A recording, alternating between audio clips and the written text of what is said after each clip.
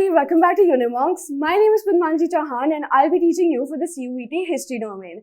Today we're going to continue with our 5th unit and today we're going to start with the topic Ibn Battuta and the excitement of the unfamiliar. Alright, now Ibn Battuta, as we've said before, traveled extensively, extensively not just throughout the world, but throughout the subcontinent as well, He spent a lot of time with learned men, with the rulers, often officiating as the Qazi of certain places. Now, I told you in the last class, what was the Qazi?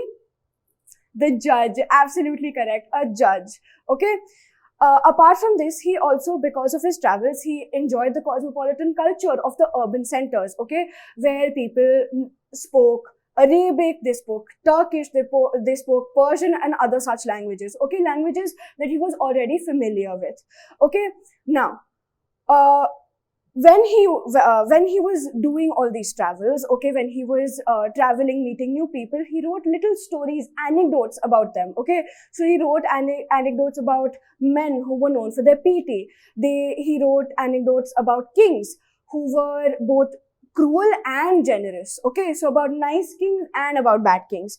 And obviously, we know this, we've established this before as well. He wrote anecdotes, he wrote little stories about the lives of the ordinary people, About ordinary men and women and how they lived their life, Apart from this, he wrote about specific things that he was unfamiliar with, He highlighted these parts because he wanted other people to know about this, like people, his readers, to know about this as well, Because he realized that they must be unfamiliar with these concepts as well. For example, the coconut and the paan, The coconut tree and the paan leaf, the betel leaf were a very intriguing concept to him, He'd never seen a coconut tree before. He compared it to a khajur tree, a date palm tree, alright? So basically, he said that the coconut tree and the khajur tree, they look the same, The only thing is that one bears a coconut as a fruit and the other bears dates as a fruit, Apart from this, he was also intrigued by the coconut, the fruit itself. He compared it to a human head.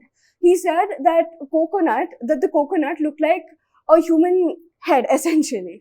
So he said the little black dots, they look like eyes and a little smile, The inside of the ripe coconut, the green coconut looks like a human head. And the fibers that come out of the coconut, they look like human hair. So he found it very funny, He found it very, very intriguing.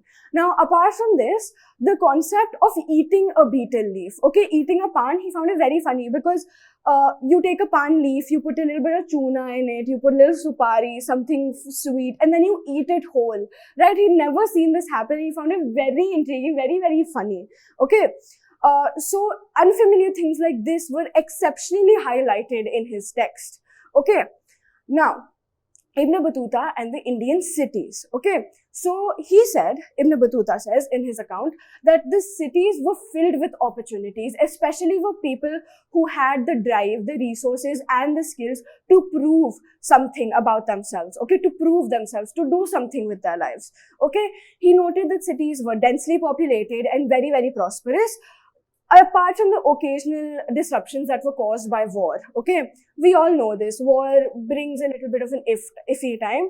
But apart from that, the cities were very peaceful. They were very, very prosperous, For example, he talks about Delhi, He says that Delhi was a vast city with a big population, with a great population.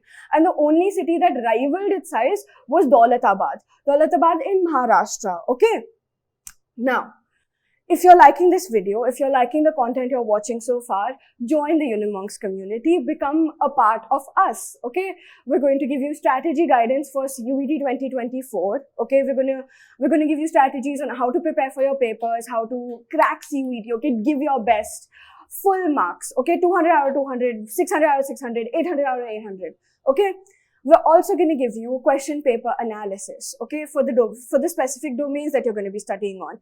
Apart from that, we're going to give you domain-specific videos like the one you're watching currently, And we don't only give domain-specific videos for humanities, we also give it for science, We have a biology faculty, we have a chemistry faculty, we have sociology faculty, pol science faculty, we have Or we also have commerce faculty, okay, who are going to give you lectures as well.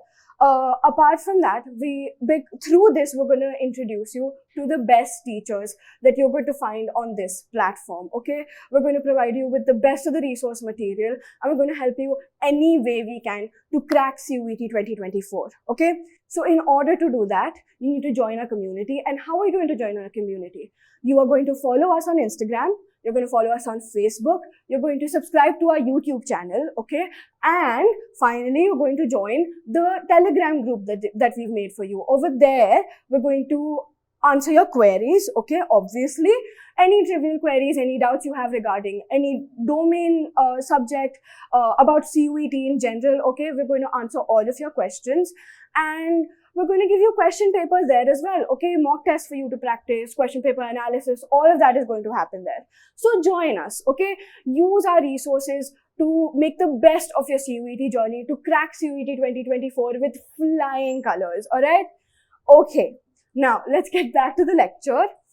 Let's start talking about the bazaars, okay? Now, the cities, they were densely populated, they were prosperous, but how were they prosperous? Because they had beautiful bazaars in them, okay? Now, bazaars or marketplaces were not just a place of economic transaction, okay? They were a hub of social and cultural activities as well, okay?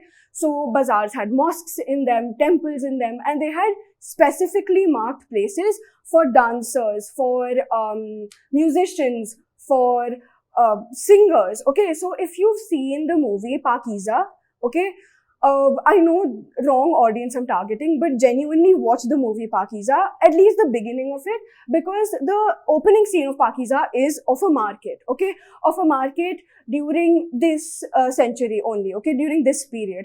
And the main character, she's doing a dance, okay, she's standing at this podium sort of situation, she's dancing there.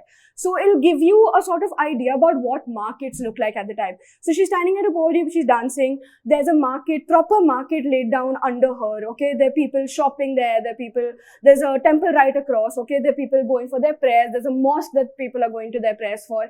It is a beautiful scene, okay, and the movie Pakiza will help you visualize what bazaar I'm talking about, okay. Now, why were these towns so rich? Okay, we're talking about the prosperity of a town. How was it so prosperous? Now, historians use Ibn Battuta's account to sort of suggest, actually not explain, but to suggest that there were two reasons for the prosperity of the town. Number one is because they took surplus from the villages, okay? Now, what do I mean by that? What is surplus from the villages? So the agriculture at the time was very, very productive, okay? There was fertile soil almost throughout the subcontinent. And because of that, farmers were able to grow two different crops a year, okay? And because of that, one, productivity is very high. Secondly, they are getting a lot of revenue from it as well, okay? Second explanation for the prosperity of the towns is that the trade network was very prosperous as well, okay? The subcontinent had very good trade networks, had very good trade and communication with West Asia and with Southeast Asia, okay? Especially products like silks, okay? Textiles basically were very popular. So silk, brocade, muslin, all of that was very, very popular throughout regions, not just throughout the subcontinent, but in different parts of the world as well, okay? Because of this, traders and merchants were very rich as well, okay? They were fetching huge profits, okay? And therefore contributing to the prosperity of the town. Now, traders and merchants traded throughout the subcontinent, right? But what gave them the initiative to trade? Because you have to travel throughout, right? You have to probably even you're traveling throughout the day, obviously, but sometimes you might have to travel throughout the night. But what was this sense of security that, they were willing to leave their houses, go to different places, okay, travel extensively to sell their products? Number one is because there were inns and guest houses throughout the highways that were built, okay? At regular intervals, there were inns and guest houses. So number one, merchants did not need to travel at night, okay? And they had a sort of safety net also, a sense of security that, okay, it's a nice place, it's a safe, secure place where me and my horse can rest for the night, okay? Apart from this, the subcontinent, the empire, had a very efficient postal system as well. Okay. So, the postal system was not only used to send out messages and posts, but the postal system was used by merchants to remit credit from the long distance trade that they took part in, and it was used to send products as well. Okay, so from one city you go to another city, you've met the person you're going to sell your products to.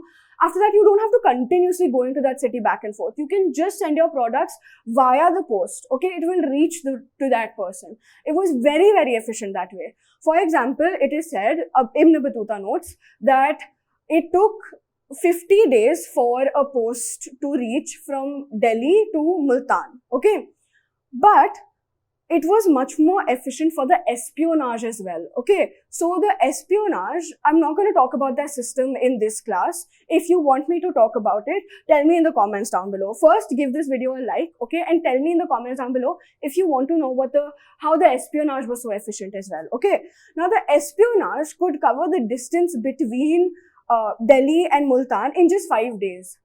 How? You want to know that? Tell me in the comments down below. Okay. Now, that is it for today's class, guys. Thank you so much for watching. If you like the video, please give it a thumbs up. Don't forget to subscribe to our channel, join our community, follow us on Instagram, follow us on Facebook, join our Telegram group, okay? Subscribe to our YouTube channel, give this video a thumbs up. Tell me in the comments down below if you want me to give you further information about something that I've talked about in the video. If you have any trivial doubts, leave them in the comments down below. I'll try my best to answer them for you as soon as possible. Apart from that, thank you so much for watching. Bye.